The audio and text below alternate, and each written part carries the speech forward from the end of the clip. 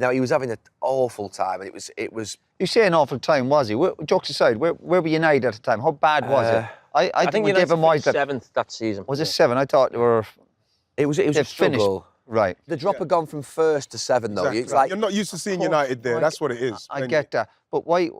You're on about clubs trying to do the right thing, whatever, and obviously results were on about at United, you have to win. So David Moyes signed. Did he sign a 6-year deal when he goes there? Yeah. And he's gone 8 months later. Yeah. That's not good. Is that David Moyes' fault or the club's fault? I think we'll get back to Keane and the gang in just a quick second, but remember, if you like this video, please like, share and subscribe, and don't forget to click the notification button so that you know when the next Big D video hits. And as ever, if there's something on your mind, if something is bubbling up inside of you that you need to express, please express it in the comments. The Big D reads all of the comments and he's always interested in what is on your mind. Anyway, in this clip, it's a little clip from our friends at the Overlap. Surprise, surprise. The Big D's never done that before. And this time, they're going to be talking about Manchester United's decline post Alex Ferguson. Surprise, surprise. We've never seen this before. Anyway, Keane, the Big D's just being facetious. But it's always interesting listening to these guys talk about Manchester United. After all, this is a Manchester United fan channel. And after all, it's always interesting to hear the insight from ex-United legends. Anyway, Keano, Nev, Wrighty, Carragher, they're going to be talking about this. And yeah, they make a couple of interesting points. But I just don't quite feel as though they still hit the nail on the head. But they get close to it. Anyway, stick around for after the clip because the Big D is going to be giving his thoughts on this whole situation and try and clarify everything for you fans at home. Here they are. I want us to go back to 2012, 13, and Sir Alex Ferguson is 6 months away from leaving, and David Gill is 6 months away from leaving. What can Manchester United, if you go back to that period now, what do Manchester United do that means that they don't have the next 12 years that they've just had? Which is lack of investment in the stadium, lack of investment in the training ground up until this year, and a team that's underperformed and spent 1.5, 1.6 billion pounds. How does that, what, if you go back to that route there, what changes? Well, there was always going to be a drop-off, wasn't there? Was the Roy? Because Yeah, I say that, but then I look at, to be fair, I look at what Slot's done after Klopp. I know it wasn't quite the same dynasty, and I think, Joe, something that sort of that changed my mind a little bit, because after Wenger there was a drop off with Unai Emery. After Klopp, I was expecting it to be a drop off, but there wasn't. So what could have been done there in terms of sort of thinking about this massive problem that's been created for the club? Chopping and changing managers. David Moyes after 8 months. You think, when you look back, I mean, I was on television at that time. It was my first year, well, second year actually, at Sky. And I was adamant that they couldn't sack him, just purely out of Manchester United had always given managers time. And I went, look, just stick to what you do. And now he was having an awful time, and it was. You say an awful time, was he? Jokes aside, where were United at the time? How bad was it? I think United finished 7th that season. Was it 7? I thought they were. It was a struggle. Right. The drop had gone from 1st to 7th, though. Exactly. It's like, you're not used to seeing United there. That's what it is. I get that. But why? You're on about clubs trying to do the right thing, whatever, and obviously results were on about at United, you have to win. So David Moyes signed. Did he sign a 6-year deal when he goes there? Yeah. And he's gone 8 months later. Yeah. That's not good. Is that David Moyes' fault or the club's fault? I think. Do you think the team? I always look at that team, and I think I said this at the time. That team won the league the year before, didn't they? Yeah. Yeah. But was it Robin van Persie? Yeah. Listen. Yeah. You know, Ferguson's record, and you know, he's right up with the greatest probably managers we've ever seen. Was his brilliance in almost fooling everyone that There was a team? bit of that, yeah. That had to be. And I'm not having a go at this. I mean, they won the league, Yeah, and they yeah, won yeah. it by a decent margin. Yeah. But when you sort of, they didn't really buy anybody big that summer. No, I did mean, they? if you it was almost like remember, we've got a title-winning team. Let's just take they it. were getting Bale, Cristiano back. They were getting Baines. They were getting Fabregas. They were getting. Yeah, that didn't help David Moyes. The speculation of the players were getting in, and then remember the last-minute deadline they got brought in. Fellaini. So I think again straight away the fans were like, "Well, David Moyes has been in Everton. This is perception what fans are thinking about. He's never won a trophy, which at Everton, we're bringing Everton players in. So already, some managers go in there like they're almost snookered from the start, And David Moyes, he said it a few times, he had these kind of players lined up and he spoke with them and the deals were never done. Do you think that... Like, sorry, when Klopp won the league with Liverpool, I know you're on about changing manager, where did it finish the following year? Didn't have a proper drop-off. They did, Roy, but to be fair to them, they lost 4 centre-backs to right. it. Like, there's always circumstances around it, but Liverpool, where you go, Klopp won it, you're going... I think they finished 4th. Right, but like a point sort. I think they were like 30 points worse off. They only got 4th in like the last 8. Yeah, and I think they were like 30 points worse off. Yeah. So it can happen in terms of different circumstances, but it was always going to be a drop-off.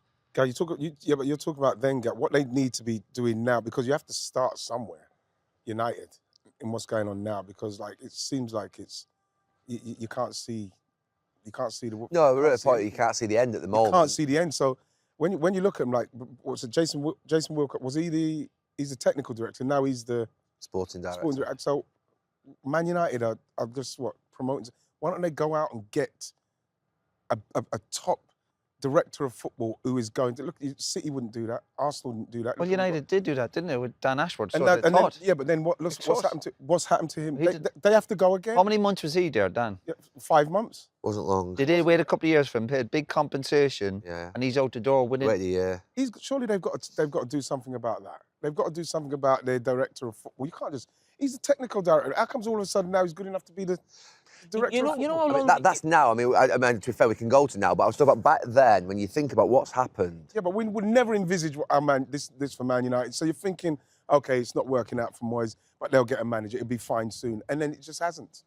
But that's what you're thinking. You know, we were talking before about punditry and us putting things that we say at times can affect other players. But when you think of predominantly Manchester United, they are the club in this country who have probably most eyes on them and media on them. And we say, you can't be good enough, or you're not a Manchester United player if you can't deal with that.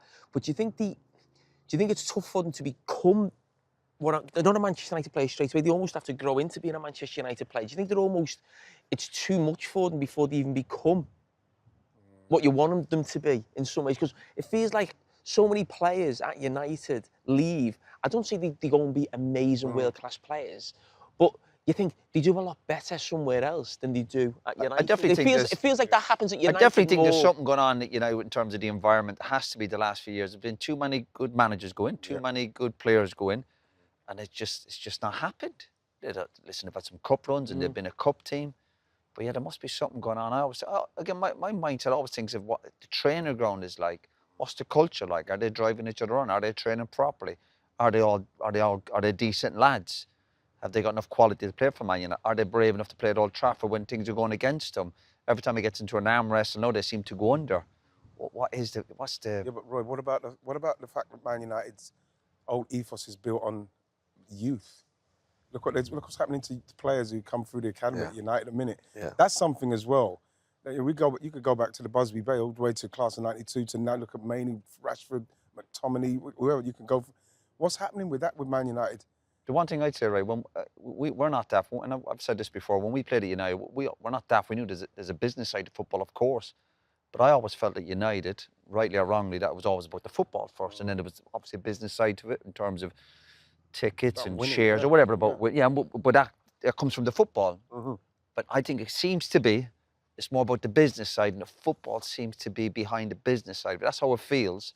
And that's all we're reading about United, the numbers and new stadiums and this and that. I think I'd like to see it be a good business, as in, build amazing stadiums, training grounds, have amazing facilities, fan experience. I'd love that, because I don't think that actually you have to have one or the other. I think you can have an amazing business, and I think you can have an amazing football team. Doesn't that come with the success of the team? That's the kind of thing that comes right. We've got a great team. Let's build up our training ground, our training facilities, and let's keep that going, because our teams do. It should be all driven by surely the football and what you're doing. Of course, football's number one. Of course, football's one. Anyway. But when you look at United, I don't see it as the United that we were involved in. It just doesn't seem. Certainly doesn't seem the same. Nowhere near the same. Okay, so a couple of things that I want to point out first of all.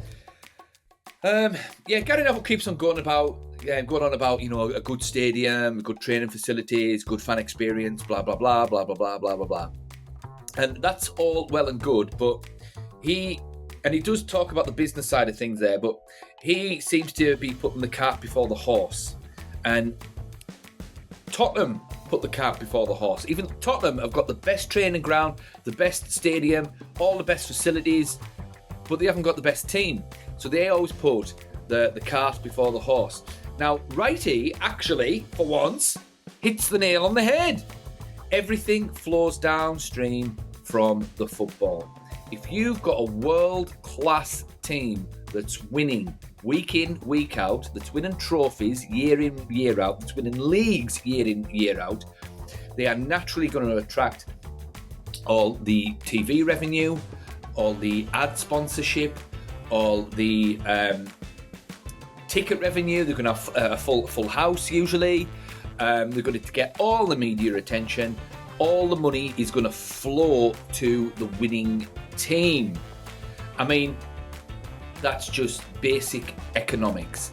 The best attracts the money, and then the money flows downstream, and that's that. So if you've got the best team, you've got the most money usually, and then you use that money to invest in the infrastructure around, which then in turn helps the team keep on winning, which in turn helps the team buy the best players, which in turn keeps the team winning, thus keeping the team at the top of the pyramid, so to speak. It all compounds and compounds and compounds, and it's basically another example of the Pareto distribution, or the Matthew principle. Those who have everything, everything will be given. Those who have nothing, everything will be taken away.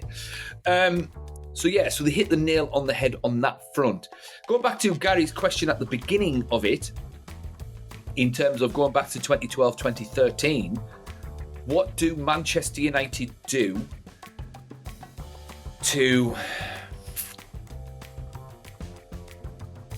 sort of stop what's going to happen over the next 12 years? Okay, there's a couple of things they could have done. It requires someone at the club who knows football to take the lead on this situation. And I'm not necessarily talking about, getting a new manager in necessarily. I'm talking about like some kind of executive who understands how football works in the modern world. And that is, one thing they could have done was speak to David Gill and say, look, David, Alex is leaving. We need you to stay on for another year or two just to smooth out this transition, and then we'll go from there.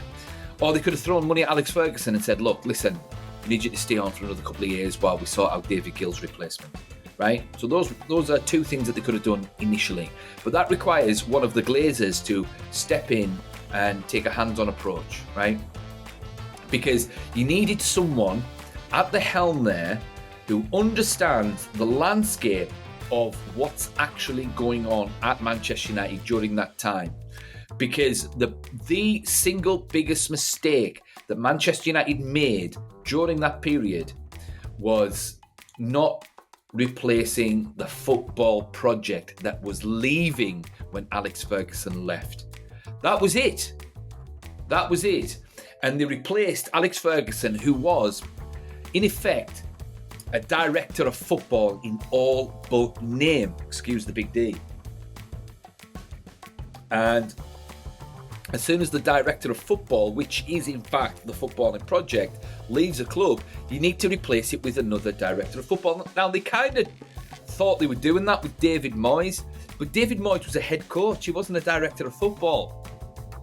So he took too much on, and it was too big for him. It was too big of a leap for David Moyes. I mean, there is an argument that they maybe could have given him more time to find his feet, but he wasn't delegating. And, he cut his hands and his feet off himself when he first joined up by taking on too much and not keeping on Rene Meulensteen and Mick Phelan and bringing in his own players, his own sort of backroom staff. He should have kept everything in place and just walked in there, learned the job, let it run itself, because the sheer momentum of Manchester United at that time would have carried him on for another year at least.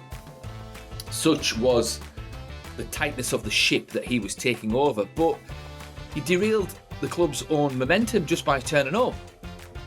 So and bringing his own staff like Steve Round and stuff. Another thing that could have happened was David Moyes could have walked into Manchester United and he could have just got everyone down, sat them all down and said, right, everyone, all of you, just keep on doing what you're doing.